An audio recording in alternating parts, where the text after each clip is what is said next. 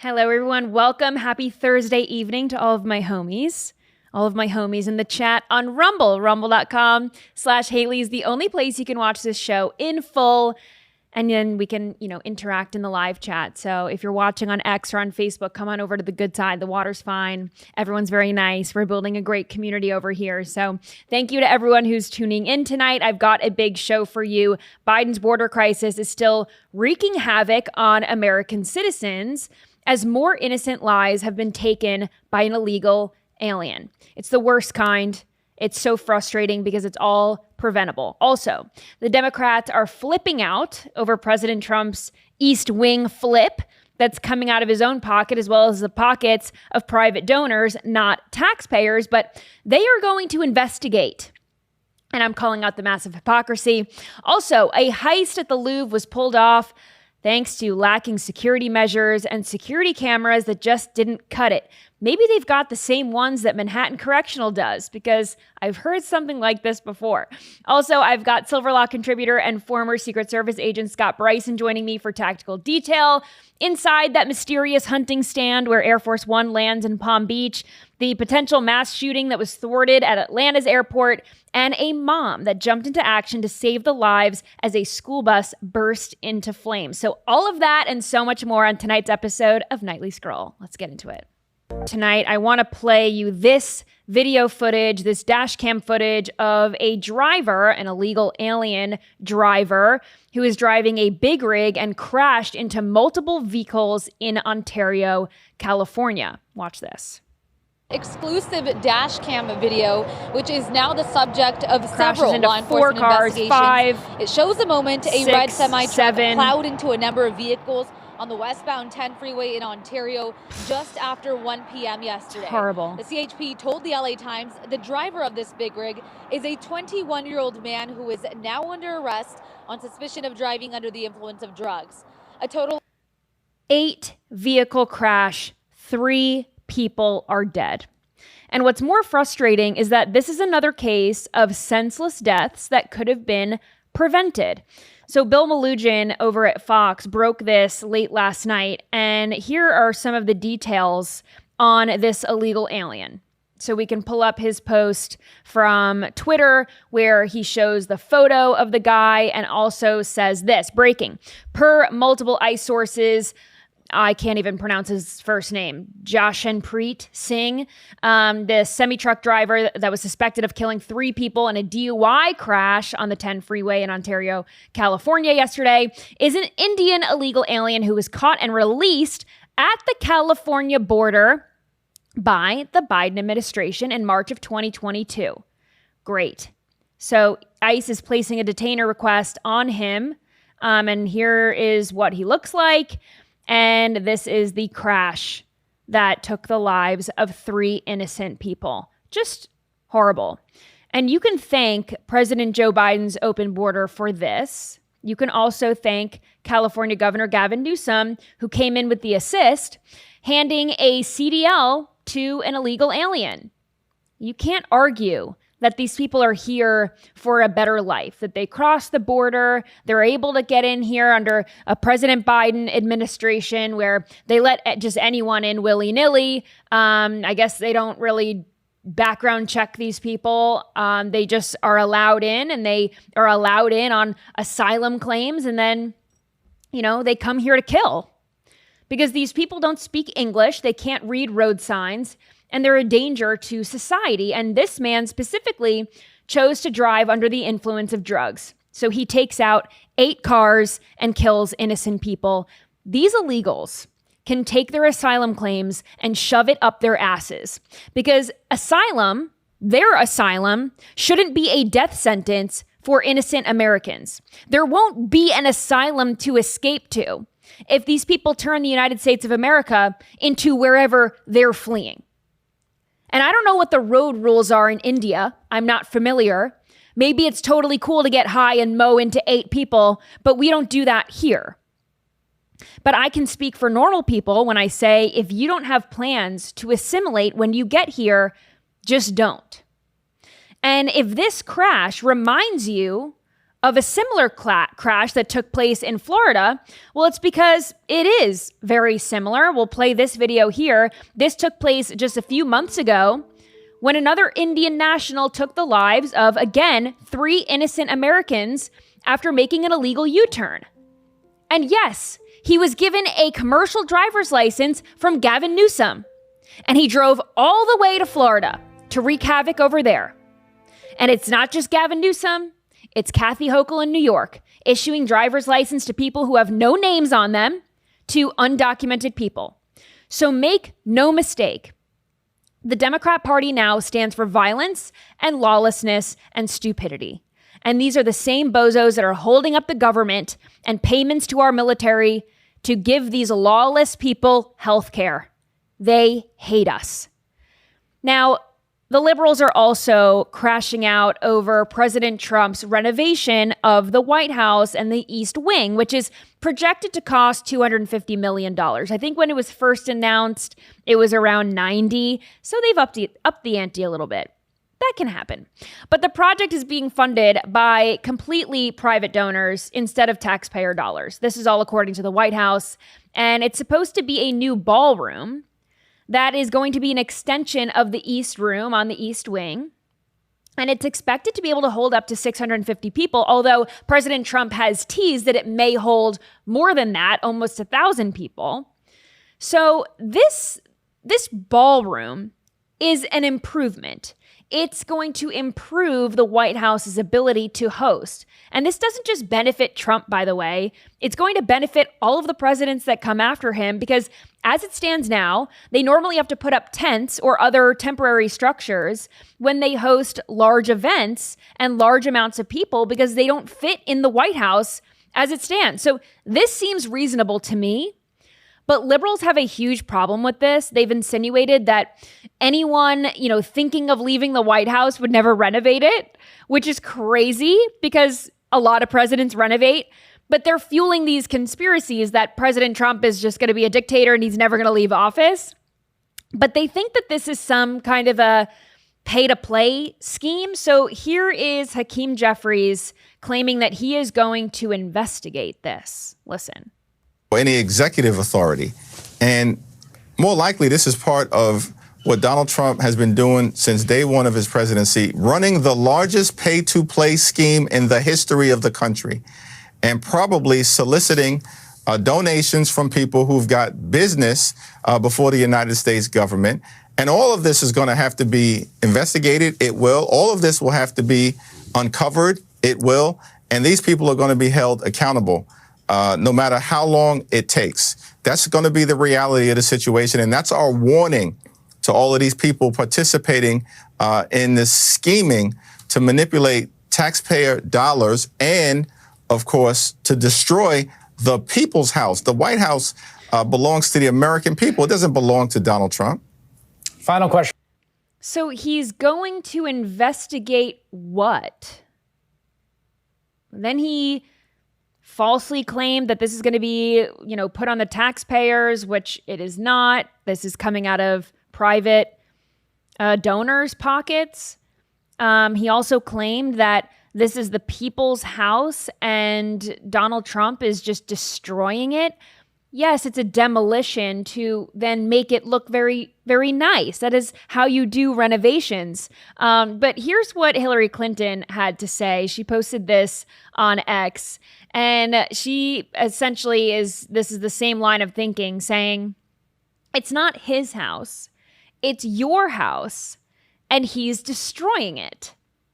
Again, they're claiming that this demolition is, they're just going to leave it like this in this state of disrepair. And they're going to rip the windows and doors and the sides off and then just leave it like that. As if he's not building something great. Like I said, for all the presidents who come after him and for the people, right? It is our house. But one of the most successful builders in New York City and in history happens to be our president, and he's going to renovate the East Wing to fit more of the people in it. So he is making improvements to the people's house, and most presidents make changes to the White House. Some make changes to the interior, the exterior. President Obama put a whole basketball court in it, which was funded by the government, by the way. So if they were okay with a taxpayer-funded basketball court, then I don't see how they can have a problem with donors getting this done. And this is actually something that will be useful. So any Democrat who's now slamming President Trump for personally paying for something and finding other private donors to chip in for it, I mean, this is something that's actually going to be useful. So anyone who's slamming him is just a biased hack. And they're staying true, by the way, to their commitment, the Democrats, to hurl violent threats at Republicans. So I want you all to hear this. I'm sure a lot of you have seen this now. It's been going viral. But here is Democrat Texas House Representative Yolanda Jones. She's also running for a House seat. So she wants to go, she wants to get a promotion and go to the swamp. But here she is being violent. Watch this. Work. I'm from the hood, okay? So when a bully comes, like, if there are no rules, you literally have to figure it out. So Donald Trump has changed things, and people trying to do what's always been done is not going to work. And I think that's why Democrats are losing black people. That's why they're losing poor people, because poor people, all they want is for us to fight. So if you hit me in my face, I'm not going to punch you back in your face. I'm going to go across your neck, because we can go back and forth fighting each other's faces. You've got to hit hard enough where they won't come back. And so, yeah, for the same way I went to New York and spoke with Governor Kathy Hochul and said, if they're going to try to wipe us out in Texas, we need to wipe out every Republican in New York, in California, in Illinois. So no one can make me feel bad about fighting for the people that I represent, because the people that I represent need someone who's willing to go in the ring and fight for them. And that's exactly what I'm going to do. So, Representative, in that context, the reality of the world is we are living in a moment where, yes, there's this shutdown going down, and Democrats on Capitol. Okay. So I think we're good on hood rats in Congress. We already have one from Texas, and her name is Jasmine Crockett. And I've seen enough. But okay, I mean, we'll see if Texas voters send this hood rat fighter to D.C. as well. But I did think it was interesting that she said that if she gets hit in the face, she's not just going to punch back. She's going to hit someone in the neck and go across the neck. And she also used this language in 30 seconds that she's going to hit hard. She's going to hit so hard that they don't come back. And she needs to wipe out every Republican in office. And she received no pushback whatsoever from Erin Burnett on CNN. Just no pushback after being violent and this call to violence, violent rhetoric that the left claims to hate. But then when they're faced with it, they don't even call it out ever. They never call it out when it's on their side. They don't care. If the hatred is being hurled at Republicans, it's totally fine by them. Anyway, you're all going to have to help me understand what I'm looking at here, because Rosie O'Donnell posted this AI video to her Instagram, and it's not making sense to me. So maybe you all can help me make sense of this. Watch.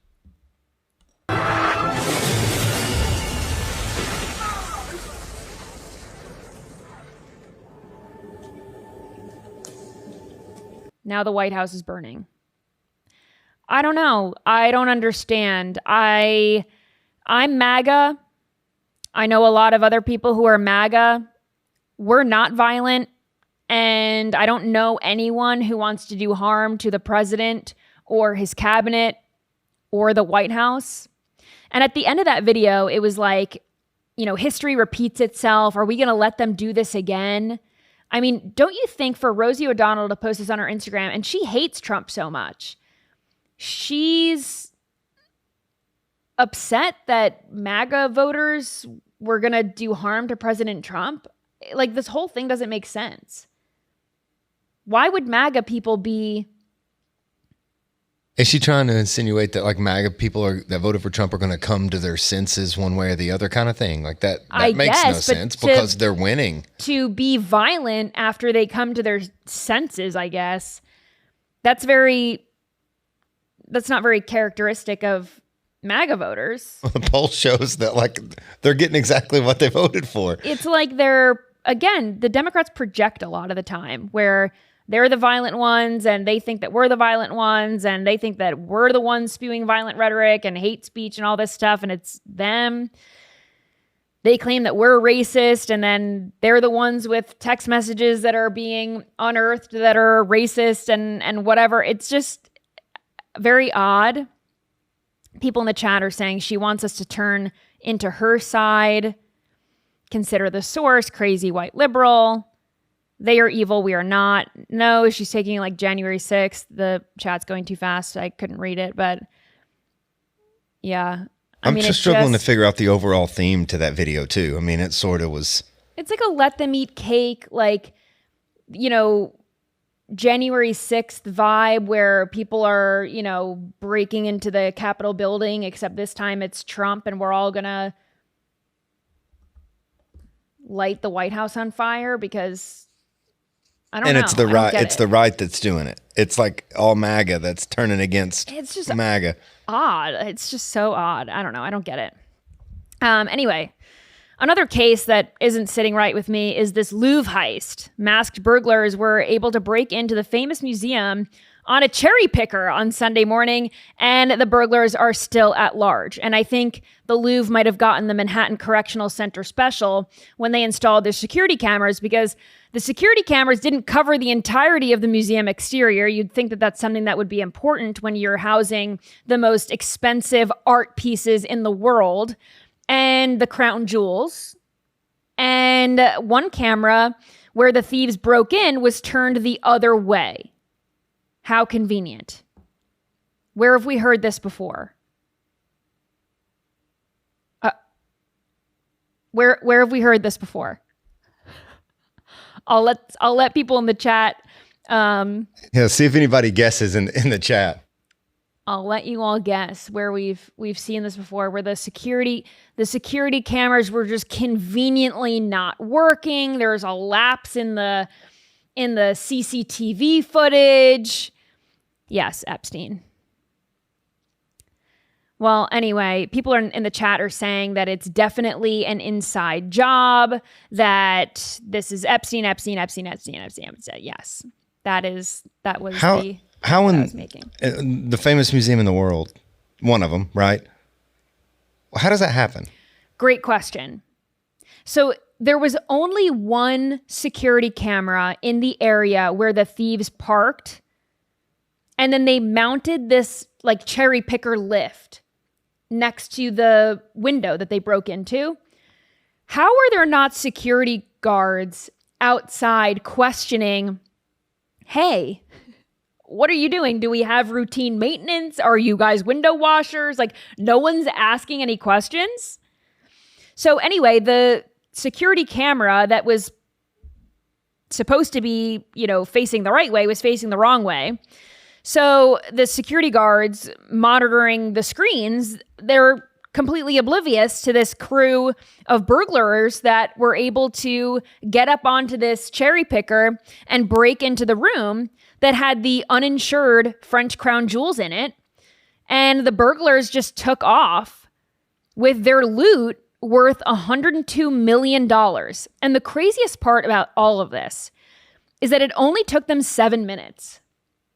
So that's some Tom Cruise stuff. Right. I mean, they were very, very professional.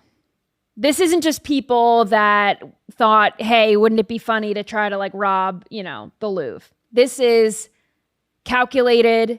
They were exact. They were successful, by the way. So they were able to get up onto the cherry picker, break into the window. They smashed the glass where the crown jewels were. They took 8 pieces of jewelry, got back down off of the cherry picker ladder, and they made off on motorcycles.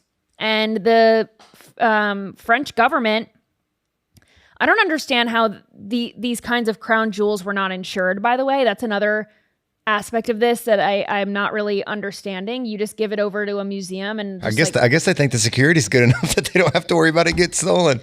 Then the woman who is in charge of all of this security, she offered to step down because clearly, this is a massive failure. But she had also been urging them to make changes to the security for a while. So anyway, they rejected her offer to step down. But yeah, I mean, these people they were in and out, stole tiaras, they stole necklaces and other pieces of jewelry. It just took them 7 minutes. And here's another interesting detail to all of this. In 1976, another group of masked thieves entered through the exact same window that was used by these suspects. Decades later. No lesson learned. Same window. No lesson learned. I mean, they had a security camera facing the wrong way. And back in the 70s, those suspects stole 19th century jewelry. I'm sorry, it was a 19th century jeweled sword that belonged to King Charles. So it's an inside job. Inside job. So yes, to your point about it being an inside job, and a lot of people in the chat have also been saying the same thing. This is someone who knew the ins and outs of the exhibits. They knew exactly what they were looking for. They knew how to get it. They knew which glass cases to bash. They were in and out.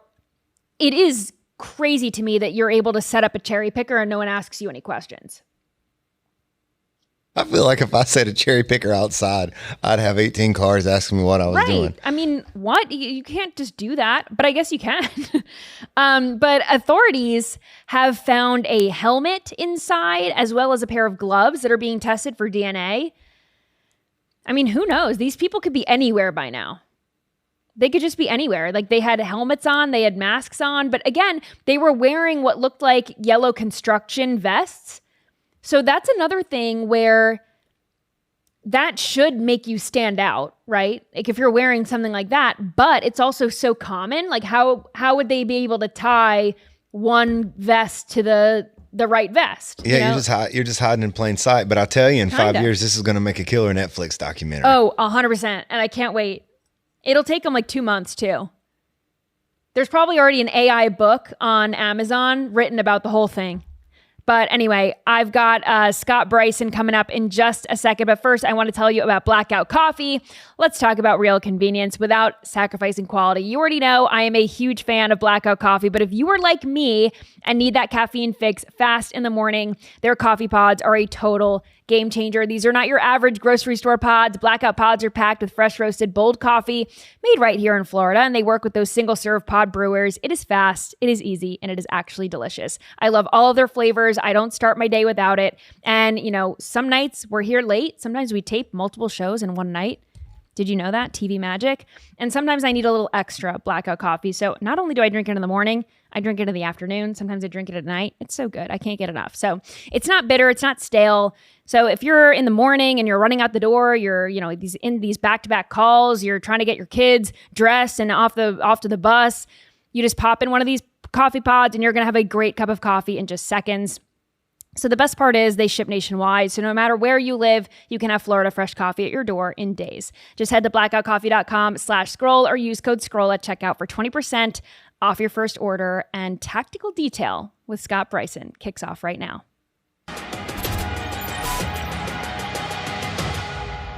Scott, thanks so much for joining me.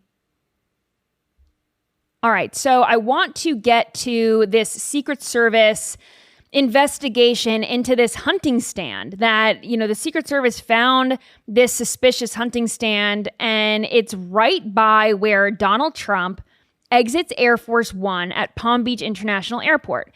And if people are not familiar with Palm Beach and the area around the airport, I don't really see what kind of animals you could be hunting in that area. I mean, are there a lot of animals to hunt by an airport? Like, just think, right? So it just seems odd. But agents found the stand on Thursday. Now the FBI is leading the investigation into it. They took down the stand. They're trying to connect it to an individual, but they're doing testing on it.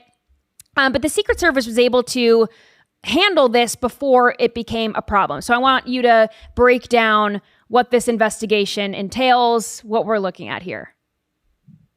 Yeah, first of all, thanks for having me. It's always good to be here. The Secret Service does a great job, by and large. Not always. We call balls and strikes on my show, and I know you do too here. We've been a little critical of the guys since July 13th because it's a zero fail mission. It's a serious job for serious people. I've said that numerous times, and I will always say that because it's the truth. I would say 99% of the time the guys get it right. And this is just another example of how they did get it right. So I want to say congratulations to the men and women of the Secret Service because they are true professionals. They did a great job scouring the surrounding areas. To your point, there's nothing wrong with deer hunting. That's not illegal. And to say that you can't have a tree stand in a tree at the airport, that's not breaking a criminal code, but it doesn't pass the eye test. And so, I actually did a video on this the other day on my Instagram account. Of course, I had some snide comments about, the usual suspect type stuff. And I'm like, well, I'm a deer hunter, and Florida, as much as I like Florida's not on my bucket list for deer hunting. So maybe some people like sitting in a tree and sweating. I don't know. Yeah, it seems odd. Andy, is there any animals to hunt by Palm Beach International? No, there's wooded area. In fact, we got this video for Dan that explains a little bit of it, but it's runway and road. I mean, it's urban. Palm Beach International is in the middle of one of the biggest intersections in West Palm. That's my thought. Super and urban. Wouldn't an airport scare away any animals that you would be hunting for anyway? It just seems kind of odd. So let's hear what Dan has to say about this. Deputy Director of the FBI. They're investigating, and he's on the case. Let me walk the American public through how this works. The FBI is not responsible, obviously, for the security plan of the president. That's the purview of the Secret Service. However, if the Secret Service finds something that they believe could be criminal, I want to emphasize it could be, we take over. We have what's called an MOU, a Memorandum of Understanding with the Secret Service, where we will investigate after that. I was on the phone yesterday, back and forth with the D2, the Deputy Director over at the Secret Service, Matt Quinn, great guy. They were very concerned. Their security sweep discovered this hunting stand. The director Kash Patel was directly involved right away. I'm on the email chain with him. He ordered an immediate response. I believe we had our plane flown down there. This hunting stand was appropriately dismantled, being flown to our lab. I believe it's there right now. And all of the forensic tools we have, from digital tools to biometric tools, they are all going to be applied to try to find out who put this up there and why. What's your reaction? Yeah, he's 100% right. I mean, the Secret Service is mandated to protect the president of the United States and the vice president and the cabinet and whomever he deems appropriate through executive order. But if there's a crime that's committed, or potential crime, as Dan said, because there's nothing wrong with having a tree stand in a tree. However, we are talking about Florida, like you just said, at an airport inside a city with cars and airplanes and lots of noise, and it just doesn't pass the smell test, and it doesn't have to meet. I think what the general public sometimes fails to realize is it doesn't have to necessarily meet the criteria of a crime in order for you to be proactive. Like, let's say if you're a police officer and you're going to try to effect an arrest, if someone thinks that if you think that someone's going to attack you with a knife or a gun or even just a punch, you don't have to be punched first to attack, to do your job. And the Secret Service did an amazing job with being proactive. And I don't want to talk about any trade craft on here or whatever, but their searches are thorough. Think back to last year when after July 13th, we had the episode that almost happened on the golf course with the barrel of the gun sticking out. That was an agent being extremely attentive and proactive. And that's what those guys get paid for. And they did a great job. Yeah, they also did a great job. Unfortunately, these instances keep popping up. But the Secret Service also had to jump into action pretty quickly also this week when a driver rammed into the security gate at the White House. And I wanted to ask you, I just had a quick question on it because I covered this on the show earlier this week when it happened, but they haven't released the name of the driver. Do you think that that's odd? Yeah, I've got some opinions on that. I think I do try to give a little grace during these investigations because I am a former Secret Service agent, and I am just a layperson now, and I want to know just like you do. I'm very interested. Curiosity killed the cat type of thing. And I think what we have to do is we have to sometimes, and I'm talking to myself right now, we have to slow it down just a little bit and let the investigators do their job and let it play out, because there could be a larger picture at play. As much as we're like, oh, it's like, well, Scott Bryson ran into the gate. Well, what if Scott Bryson's a member of a cell that's a bigger problem, and then they're working the investigation? Sometimes, most of the time, you reverse engineer these things, and you have to, quote unquote, flip. I don't know if your audience is familiar with the term flipping the suspect or the subject, and you get that person to give more information to a bigger crime. I mean, what happened was not good, obviously, but if there's a bigger plot at play, you want to get all the details ironed out. Yeah, that makes sense. I feel like when people mow their car into certain things, it's kind of like a lot of the times it's a terrorist type thing. I mean, we see this a lot more in Europe and other areas, but yeah, I worry that it was some kind of a larger terror scheme, and obviously we don't know that right now, but you don't drive into the White House security gate by accident. So we'll obviously stay on top of that. But I wanted to get into another airport story, this Atlanta airport. There could have been a massive shooting there, but there wasn't. So let's play this video and then we'll react. A new federal complaint alleges Billy Joe Cagle first threatened to shoot up I-75 on Monday. So his wife drove to the Cartersville police station to share her concerns that he was, quote, unstable. We have family of a guy who saying that he's going to go to Atlanta and attempt to, shoot up cars or, whatever. On the way there, records show Cagle FaceTimed someone else in the wife's car and showed them an airport sign. The filing says he stated, quote, "I'm at the airport.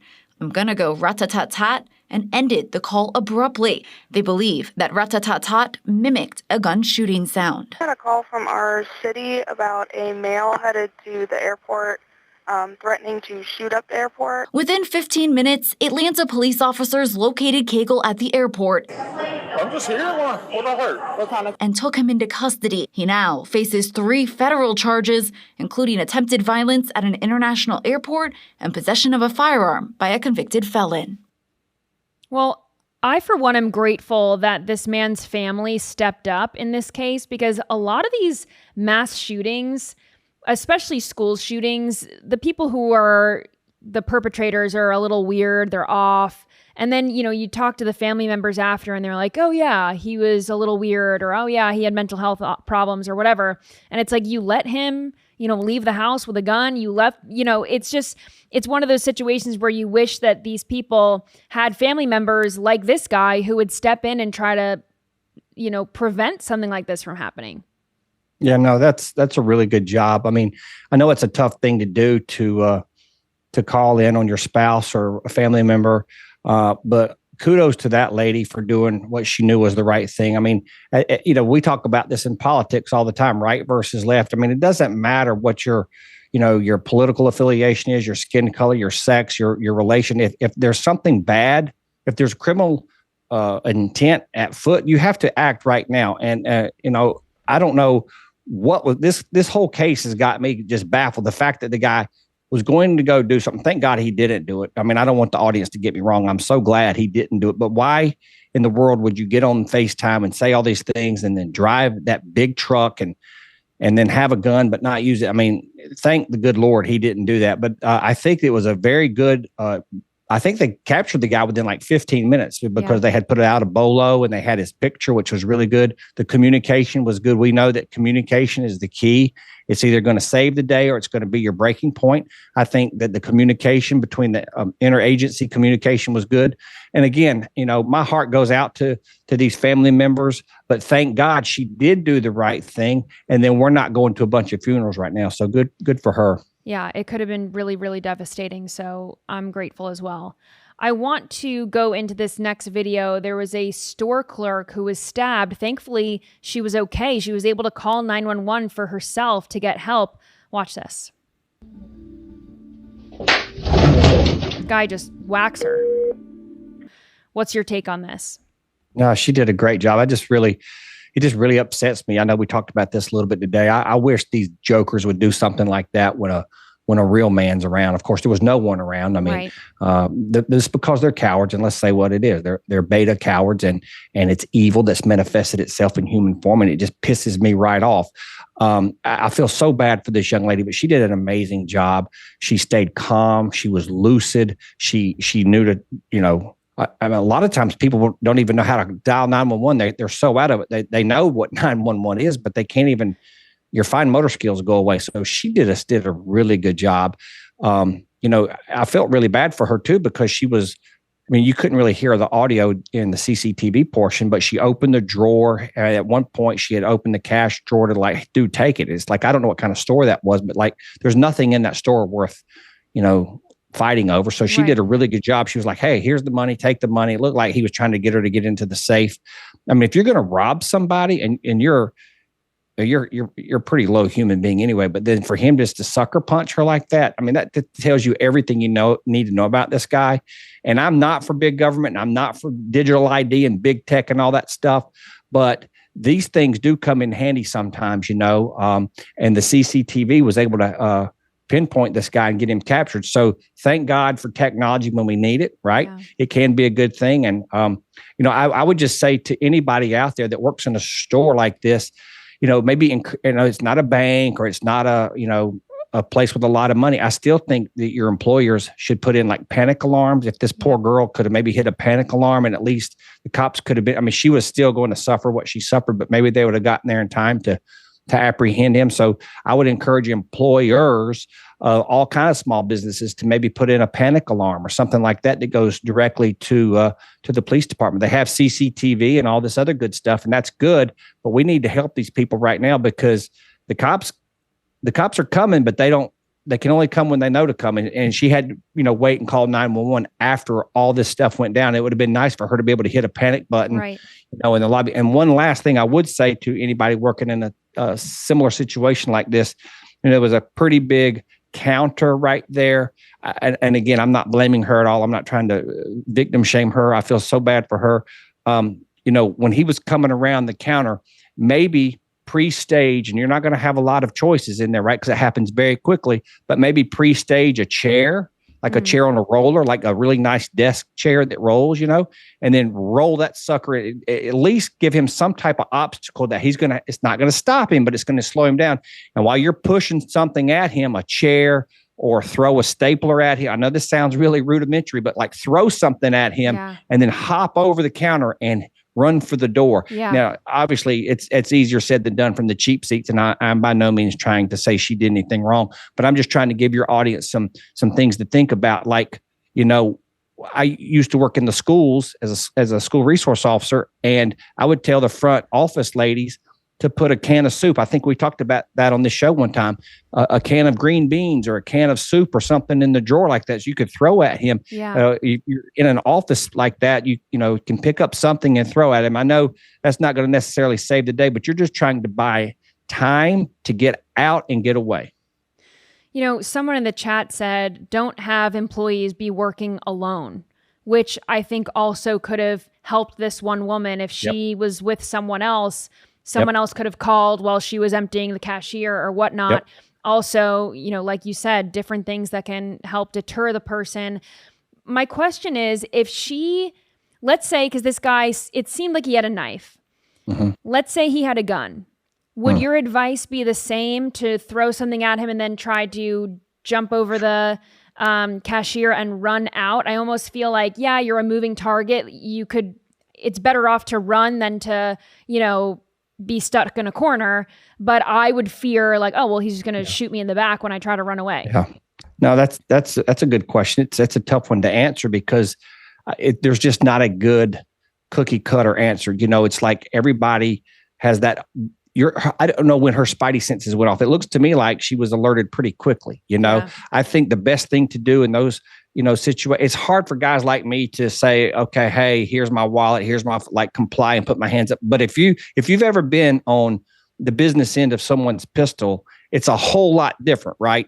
And chances are you're going to comply and you're going to show your hands and you're going to be as passive and as humble as you can be. Now, for a guy like me, or especially like a guy like Victor Marks, who can take guns away from people very easily, you're going to maybe strategize a little differently. But I think, to your point, the best thing is to just comply, start talking. You've got to use that verbal judo that we talked about last week. You've got to try to de-escalate the situation. This person's already ramped up. They could be on drugs. God only knows what's going on in their life.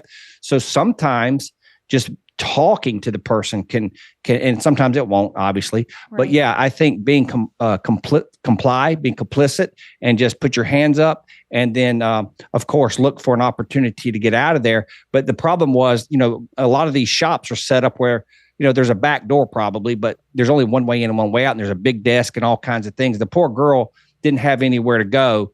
It's just a bad situation all along.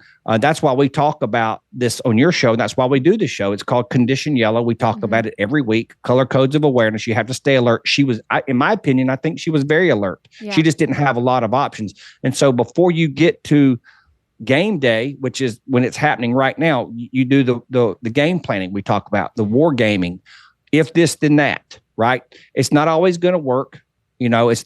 Sometimes the bad guys just have the upper hand, but you have to think to yourself, okay, what happens if this, and I love whatever that person said in the chat.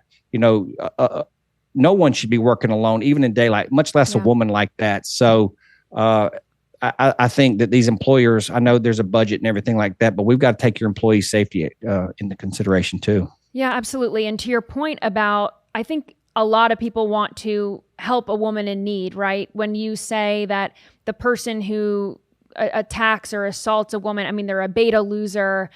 But, this next Ring camera video kind of like flips that on its head, because here's a woman asking for help on a Ring camera. She gets up to a door. She looks like very tired. She needs help.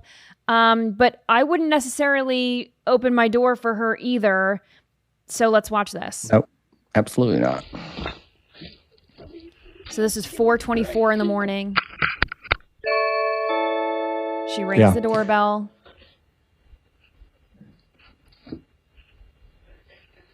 I mean, what are you doing out at 4:30 in the morning? It's nothing good. And I don't know what's going on behind that tree back there. Unfortunately, she's a young woman. For your audience that's listening and can't see it, it's a young woman. It appears to be a young woman on the doorstep, but nothing good's going on at 4:30 in the morning. My question for her would be, there's no chance she doesn't have a cell phone. Now, could her cell phone battery have died? Yeah, perhaps. But, I know people, maybe in my family, maybe not in my family, that leave the house without a house key, which blows my mind, but they will not leave the house without a cell phone. So if she's in dire need, she would have already called 911. It's really sad because, human nature is to want to help your fellow citizen, especially a woman like that. But at 4:30 in the morning, weird that you play that video, because my dog started barking at 4:30 this morning, and he never barks. Yeah. He was barking at deer, which was fine. But I went to check the things out, and I turned on the outside lights, and I went to the door with a gun. Well, not everybody's going to have a gun, which is a problem. But even if it's a woman standing there, I mean, I would even me with a gun, I'm not opening the door. I'm sorry. I want to help, but at that point, I'm going to call 911 for her. I'm not going to get into a, he said, she said, and What do you do? Like at this point, we have something going on. That's not normal behavior for some random person to walk up on your porch at 4:30 in the morning asking for directions or whatever she was asking for. It's like, call 911.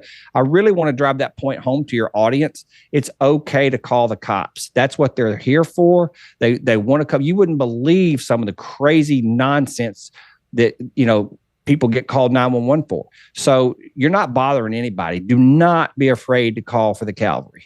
Yeah, call 911. Don't let strange people into your home, even if they look unassuming. This could have been some kind of a trap. Like you said, looked like there was something swaying behind the tree. Yeah. Maybe it was, a Halloween decoration. Maybe it was someone waiting to have the homeowner open the door and then do whatever they were planning on doing. So yeah, best to just call 911, and worst case scenario, it's no big deal and everyone just goes back to bed. But last thing that I have for you, just to end on a nice note. There is a mom who jumped into action and saved a lot of kids. So watch this.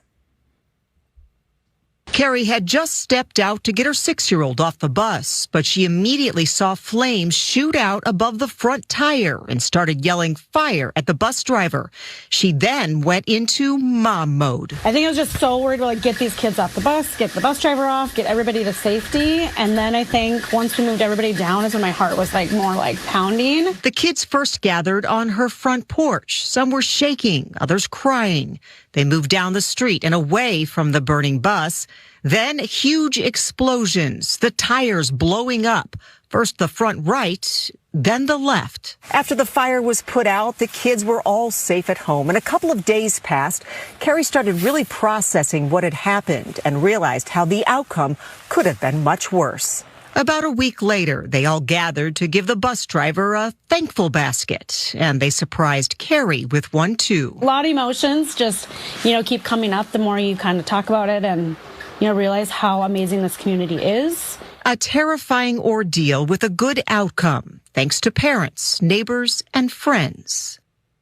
So, obviously, this woman is paying attention, right? You have to be always looking because a lot of parents who are just they got a lot of things on their mind. Maybe they're, picking up their kid. They've got a long day at work or whatever. They come and get their kid off the bus. They just turn right back around. They don't even think twice. Thankfully, this mom did, because what if she didn't? I mean, this could have been devastating with all the kids and the bus driver still on the bus. No, I'm so glad that you shared that video with me and with your audience. That, we talk about condition yellow. We just talked about it 3 seconds ago. Condition yellow doesn't necessarily mean, something bad is happening. Like, I have to fight off a guy with a knife. No, it's just a low level of alertness. This lady was paying attention to her surroundings. It's called attention to detail or situational awareness. She went out. It's a normal day. Here comes my kid.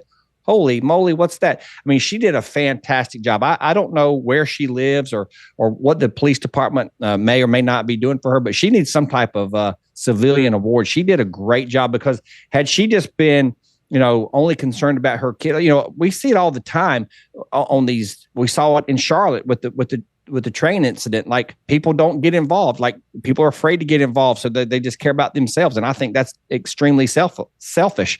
She did an amazing job, and I love stories like that. Thanks for sharing that. That was great. I wanted to end our segment on a happy note. So Scott Bryson, host of Beyond the Service podcast. I always love our talks and our segments. So thanks so much for being here.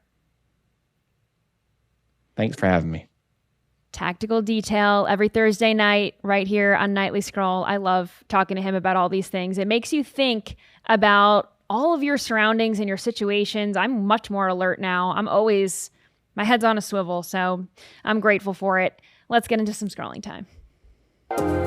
Really a tinfoil hat time segment. This is just scrolling time, but we're going to be talking about the moon landing because apparently we are in a space race with China. Yeah, we are. Watch this.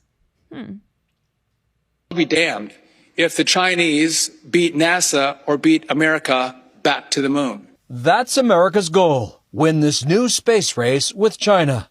4 years ago, NASA hired SpaceX to build a moonlander version of its Starship mega rocket for the job. Transportation Secretary Sean Duffy is NASA's acting administrator. This summer, he told us if his concerns grew about SpaceX meeting NASA's schedule, he'd go public with them. Elon Musk fired back on X, writing, "SpaceX is moving like lightning compared to the rest of the space industry." Starship's development has been challenged by a series of in-flight failures and explosions, and SpaceX has yet to prove Starship can refuel in space, part of a complex architecture involving multiple launches. This is an architecture that no NASA administrator that I'm aware of would have selected had they had the choice. On Monday, NASA told SpaceX and Blue Origin it wants plans for faster approaches by next week. Blue Origin already has a contract to build a lander for a later Artemis mission. Aerospace giant Lockheed Martin is also working up a proposal. Meanwhile, China this summer said its lunar lander aced a critical test, putting the Chinese one small step closer to a moon landing. Okay. So if this is a new space race, why would we be concerned about beating China back if they've never made it. And if we've won the race already, we won the race in the 60s. Allegedly.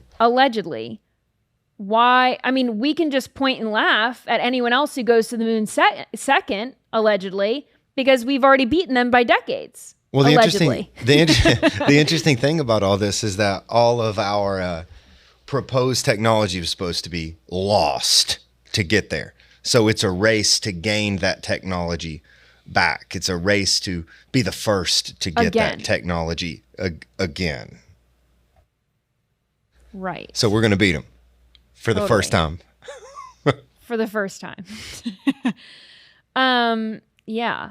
I don't know why we'd be racing them back. I guess we're racing them back with new technology.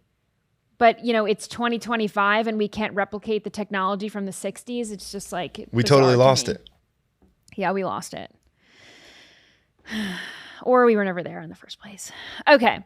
This FAFO is immediate. This is what we call instant gratification. Watch this. Here's a guy who's got a Trump flag and immediately drives away, crashes into a light post. There's more finding out. Keep watching. There's more finding out. All that hate. It's unfortunate that it happened, but... Now he's stuck. And the popo just pulls up right behind him. Why was he still pressing the gas after he hit the pole? You'd think he would try to back up and then try to run away, not just drive through the pole. That would have been funny to see him back up and rip his whole bumper off completely. Or just bump into the cop who was driving behind him. That's what we call immediate instant gratification. I've never seen an FAFO so fast. I mean, there was probably, 10 seconds in between the FA and the FO? I didn't even have time to explain what was going on in the video with the FO. The FO happened so fast. Did you see the guy with the flag? He said, "It is unfortunate that it had to happen." It was unfortunate, but fortunately for us, we get to laugh at it. So I like that one. This next person, I say person because I don't really know what's going on. You never really know. But this is a white passing, straight passing protester. Listen to this. How has your day-to-day life changed since President Trump took office earlier this year? Well, I mean, sort of luckily, I am very white passing. I'm actually half Hispanic, and I'm also queer, but I'm in a marriage that is very straight passing. So on the surface, nothing really changes, but the sense of anxiety that you live with, not just for myself, but for my whole community, for all my friends, people I know who are who might have are here on like dreamers visas and things like that, who are on the margins and are in danger of just disappearing. So it's not an external thing as much, but more really a lot of internal strife and having to deal with what do you do when there are armed forces trying to eliminate people who are like you. Are there a lot of people like her who are half Mexican but white passing and queer but in straight passing marriages? I don't really know exactly what that means, but I do know that if you tried to explain that, or if you showed this video to someone in the 80s or 90s, they wouldn't know what the hell you were talking about. Not at all. And they would probably say, she's a white lesbian. Looks like it. Ding, ding, ding, ding. And she's afraid of being disappeared by armed forces. However, she's very lucky that she's white passing and straight passing, although I don't think she passes as straight at all. I don't think she's very straight passing. Well, I mean, I wouldn't think that about her. I mean, more power to her, but I don't understand what the more labels upon labels upon labels. She's got the lesbian haircut. It's a whole new language. She's at the No Kings protest. I mean, she looks pretty queer to me, but again, it's a pat, and we've educated you on what a pat correct is. So now I know. All right. This woman says that Ozempic is a genocide of fat people. They are trying to eliminate the fats. And I that's had somebody comment on my video the other day saying that Ozempic and these weight loss drugs are trying to exterminate fat people. They want to get rid of us. And somebody commented and said, how dare you use the same language about this that is used about what's happening in the Middle East? It's all the same thing. And that isn't to obviously discount what's happening. It's really bad. Lots of stuff is really bad, and it all comes from the same place. It's all white supremacy. It's all heteronormativity and capitalism. It's all the same thing. More buzzwords. Fat phobia is racism. So when they're trying to whittle down every single fat person, they're so excited that they found a drug that makes it so we don't exist anymore. You exist. And again, not to devalue any of these things. I consider them all very important.